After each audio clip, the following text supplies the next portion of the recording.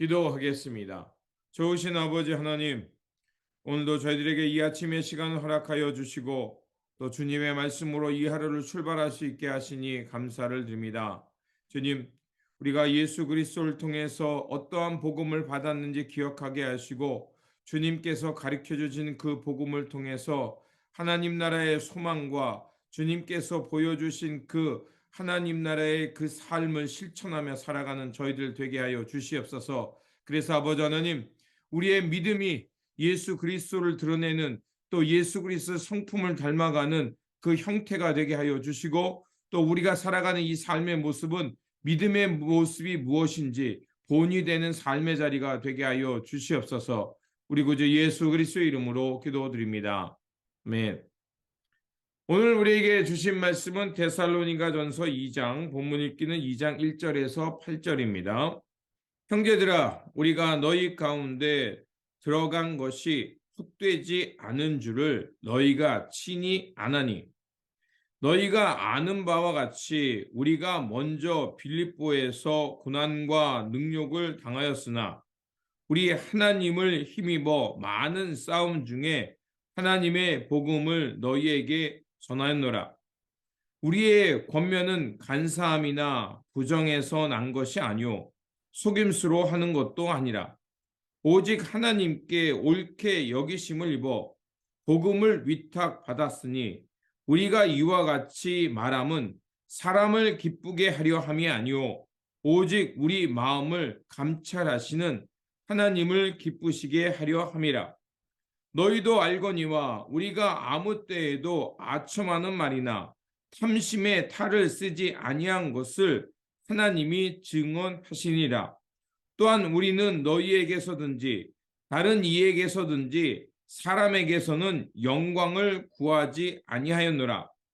우리는 그리스도의 사도로서 마땅히 권위를 주장할 수 있으나 도리어 너희 가운데서 유순한 자가 되어 유모가 자기 자녀를 기름과 같이 하였으니 우리가 이와 같이 너희를 사모하여 하나님의 복음뿐 아니라 우리의 목숨까지도 너희에게 주기를 기뻐함은 너희가 우리의 사랑하는 자가 됨이라.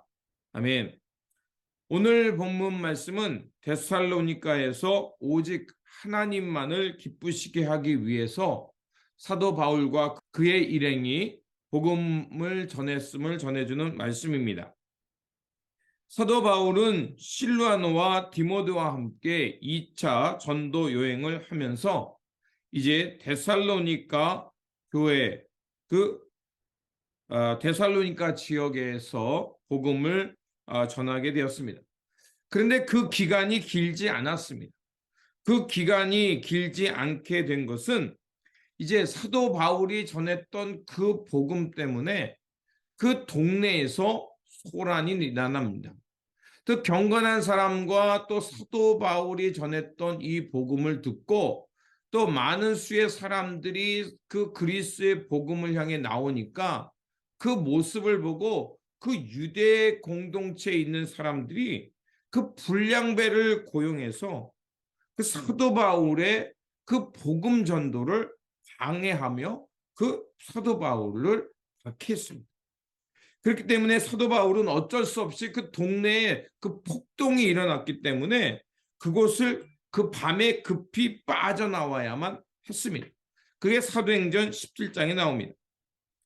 그 경건한 헬라인들과 귀부인들이 바울과 이렇게 그 실루아노가 전했던 복음 때문에 그 자기들의 그 이익이 또 손해를 보게 되고 많은 사람들이 사도 바울이 전하는 그리스도의 복음 쪽으로 가니까 붕괴했던 것입니다. 이런 이유 때문에 사도 바울은 급하게 데살로니가 공동체를 떠날 수밖에 없었고 그로 인해서 이제 남아있는 데살로니가 교회 성도들을 안심시키면서 너희들이 박해받는 것을 두려워하지 말아라. 그리고 우리가 전하는 이 복음이 사람의 말이나 간사함 속임수로 한 것이 아니라 오직 하나님의 뜻 가운데 하나님의 구원을 드러내기 위해 전했음을 이야기하고 있는 것입니다. 그래서 4절에 보면 오직 하나님께 옳게 여기심을 입어 복음을 위탁받았으니 우리가 이와 같이 말함은 사람을 기쁘게 하려 함이 아니요 오직 우리 마음을 감찰하시는 하나님을 기쁘시게 하려 함이라라고 말합니다. 사도 바울이 그 데살로니가 교회에서 짧게 복음을 전했지만 그는 추워도 사람들을 거짓말하거나 속임수의 말을 한 것이 아니라 바로 하나님께서 주신 복음, 그것을 위탁받아서 사람들을 기쁘게 하려고 하는 것이 아니라 하나님의 마음, 하나님을 기쁘시게 그것만에 집중하면서 복음을 전했다는 것을 다시 한번 상기시키고 있습니다. 또한 사도 바울이 떠난 후에 그 거짓 교사들과 유대인들은 사도 바울의 사도성을 의심하며 비방했습니다.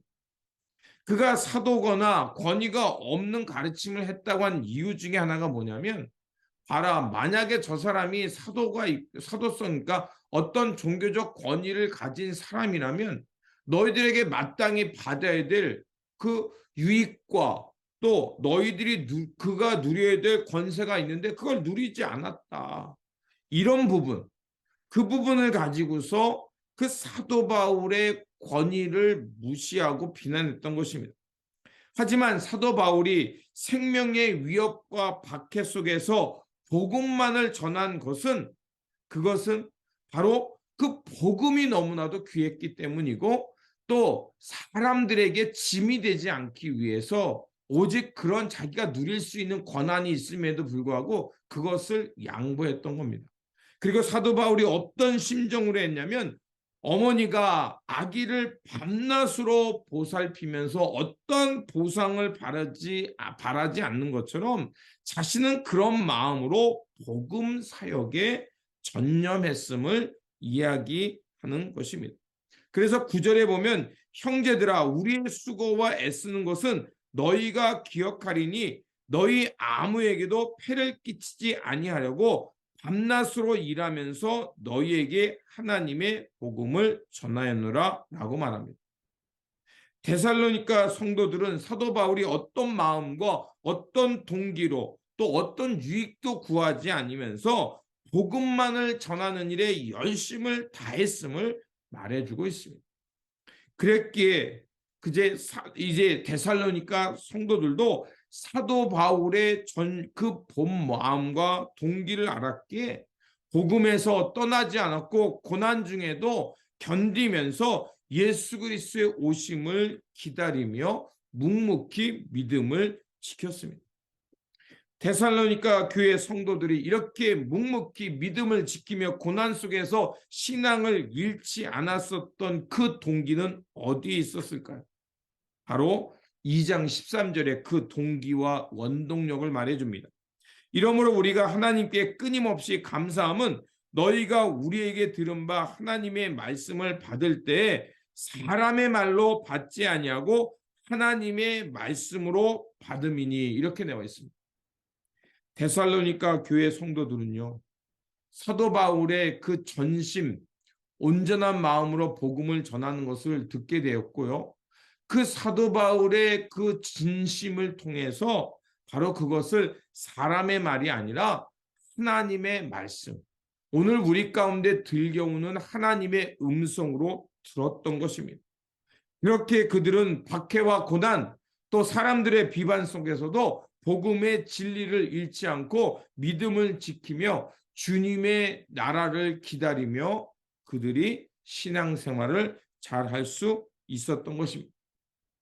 사도 바울은 복음의 진심을 담아서 하나님의 말씀을 전했고 그 말씀은 살아서 데살로니가 교회 성도들을 믿음 안에 굳건하게 살게 했고 하나님 나라의 도래를 꿈꾸며 주님의 때를 기다리며 살았습니다.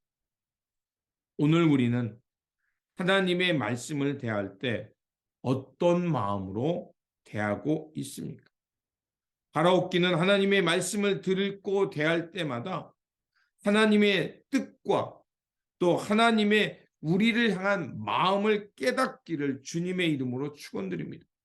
사람의 말이 아닌 하나님의 말씀으로 들어서 그 말씀이 우리 안에 내재하고 그 말씀이 우리를 지배하고 이끄심을 통해서 주님께서 십자가의 복음을 통해 우리 가운데 보여주신 그 하나님 나라를 발견하고 주님께서 십자가를 통해 그 사람들을 자유케 하고 새 생명을 살게 했던 그 복음의 핵심을 따라 오늘도 순수한 동기와 거룩한 마음으로 묵묵히 이 길을 살아가는 저와 여러분들이 되시기를 주님의 이름으로 축원드립니다.